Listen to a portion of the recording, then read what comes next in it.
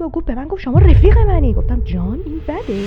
من برای اولین بار بعد 30 سال، همه اینو تو 15 16 سالگیشون میگن دخترا، من اولین بار تو 30 سالگی به محمد رضا چند روز پیش اینجوری کردم کاش من زن نبودم، کاش من زن نبودم. گفت چرا اینو میگی؟ گفتم چون احساس میکنم زن بودن همه چی رو پیچیده میکنه. چند روز پیش توی یک محفل و جلسه بودم، همه آقا بودن، من فقط یه دونه خانم بودم. داشت طرف صحبت میکرد، داشتیم در مورد مثلا یه خانم دیگری صحبت میکردیم که یه مسئله پیش اومده، ما چطور میتونیم این رو حل کنیم. طرف گفت یک لفظ بدی این خانم برای من استفاده کرد. گفتم چی گفت؟ به من گفت شما رفیق منی. گفتم جان این بده؟ من یه لحظه واقعا فرو ریختم.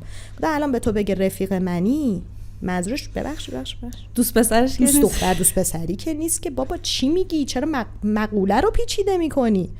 داره میگه من رو تو حساب دیگه ای باز کرده بودم، تو رو سالهاست میشناسم، با تو حس دوستی نه چیز دیگه دارم. دشمن نیستیم، همکاریم، دوستیم، آشناییم، نزدیک به هم از نگاه کاری هستیم. نکن مثلا این روند رو از تو توقع نداشتم، همین.